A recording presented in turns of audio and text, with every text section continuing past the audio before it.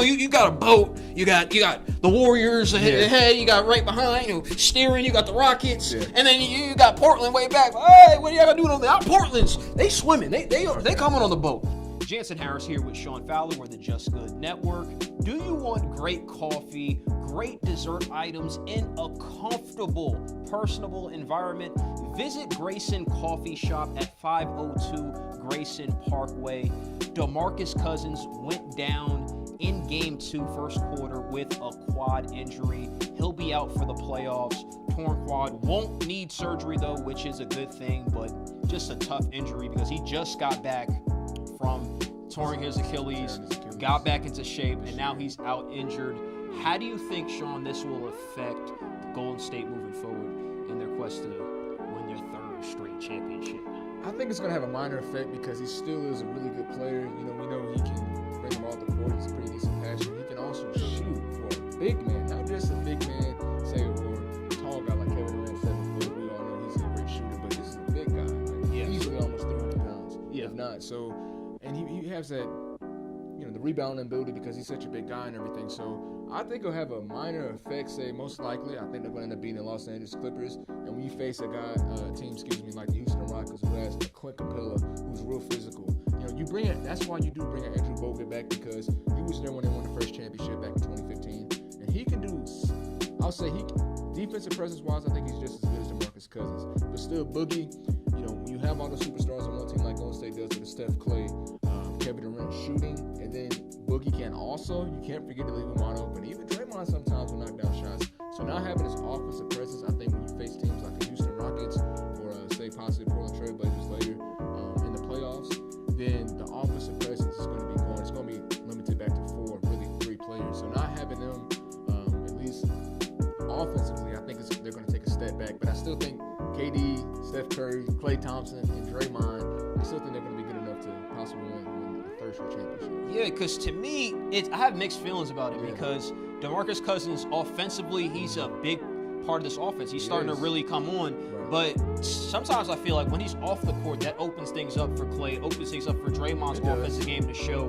And Bogut, like you said, he's in better shape, and I think that's a better defensive option than DeMarcus Cousins. But when I look at the Warriors right now, they're having problems as a team defensively. We're talking about in Game 2, that debacle 31-point lead they blew. I mean, they gave up 44 points in the third quarter and then 41 points in the fourth quarter. It's crazy. That's unacceptable. They're not playing well defensively. So as a team, they need to sharpen up defensively. Let's talk about DeMarcus Cousins. He was struggling prior to going out with this quad injury. 4 for 12, only 21 minutes. He wasn't a big factor in Game 1. Steve Kerr talked about that, how he thinks he'll improve throughout the series, which now he's out hurt, unfortunately. So him out the picture. I'm focusing more on Kevin Durant because I've been extremely disappointed. Game 1, 23 points. Game 2, 21 points. He's not playing like the best player in the world like you claim he is. And I'm having concerns. Is he mentally there right now? I don't know.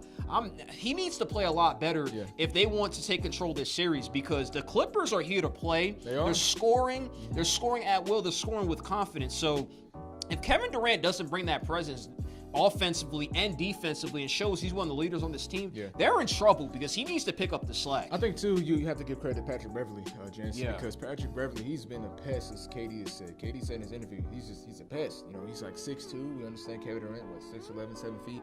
And he's just on his grill. He's all up on him physically and everything. And it's just, he's annoying, So, and the crazy thing is, Kevin Durant, yes, I still believe he's the best player in the NBA.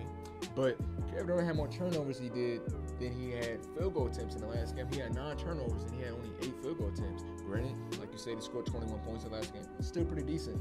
But if you're not being the Kevin Durant we know you can be, then it's making this team you still have Steph, Klay, and these other players, but it's like Kevin Durant makes them seem unbeatable. And again, credit to Doc Rivers, because I'm sure he's doing different things defensively to get into Kevin Durant's head, not just Patrick Beverley. So credit to the Clippers.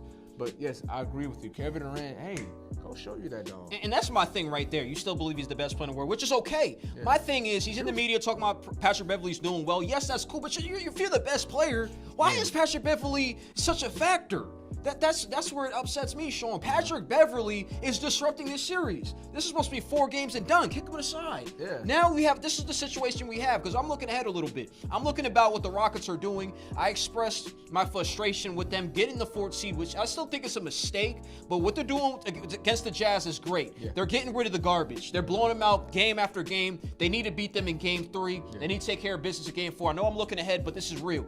If the Rockets get the sweep and the Clippers somehow, some way, I don't think it happened yet. I'm not convinced. I got to see how game 3 plays out. But if the Clippers could push them to 6 or 7, the Rockets are back in my mind as a team that could beat the Warriors. I'm not liking what I see, because Kevin Durant, and even times with Klay Thompson too, I said in a little interview, they don't look as engaged as they did in years past. And I'm concerned about that. Yeah, and I think too with Kevin Durant and this the Golden State Warriors, it's one game. You know what I mean? It's one game. They won the 5 games against the New Orleans Pelicans last year, and we knew they didn't have a chance. So I think it's one game, really, Jansen. We'll see what happens when they face against the Clippers in game 3. It is one game, but 31 points blowing the lead like that at home, that's not good. That's very true. And they've been beat at home by 20-plus points a few times during the regular season. Okay. So I think with the 31-point debacle which happened, I still think, maybe they just got, because even Steve Kerr admitted that in the third quarter is when we basically lost our mojo. That's when the game started switching around. When you win all those championships, it can sort of be, I'm probably going to put my players out in the fourth quarter, let them rest and get ready for game 3. Next thing you know, hey, the Clippers, they all have that same mentality. Lou Williams, Patrick Beverley, Doc Rivers, they got that mentality. Look, we're not quitting. We're going to keep coming. Next thing you know, we know what it's like when momentum switches in the NBA. You can be up 10 points in 5 seconds. Next thing you know, turn around, you're down. But I don't expect this from a team that's been to the finals consecutive years. I know it's just the first round. They shouldn't be this asleep, Sean. You got to at least admit that. Okay, I'll end it with this. It's one game. Yeah. But one thing I don't like what you're saying, Jansen, is this. You keep saying, if they extend this, I might change my pick. I want you to pick right now in front of our audience, are the Houston Rockets going to beat the Golden State Warriors? Yes or no? I don't want you to say it depends on what happens in Golden State. Yes or no? Hold on. Now you put me on the spot. I'm just being honest. Okay. I'm being honest. Things sometimes flip around. I'm okay with being like, you know what? This is how it feels. Okay. I'm waking up on this show today. I'm day to day. I'm day to day right now because I don't know what I'm saying. No. Golden State's going back to the finals. You think they're going back to the finals? Right now, you know the way I feel as this moment? Okay. And I'm not even a big Portland guy. I feel like Portland's in the mix now. Portland before was, you got a boat. You got the Warriors ahead. You got right behind, steering. You got the Rockets, and then you got Portland way back. Hey, what are y'all gonna do? Portland's they swimming. They coming on the boat. Okay. Portland's here, and they're in the talks. They're in the talks. I don't know. I got to see how they play in Game 3. I know you want a definitive answer, but the West looks wide open to me right now. The West is wide open, Sean. I'll leave it at that. Right. Jansen Harris here with Sean Fowler. Follow us on Twitter. Follow us on Instagram as well. Like us on Facebook. And subscribe to us on YouTube. Love the comments. Keep commenting on the videos. Jansen Harris here with Sean Fowler.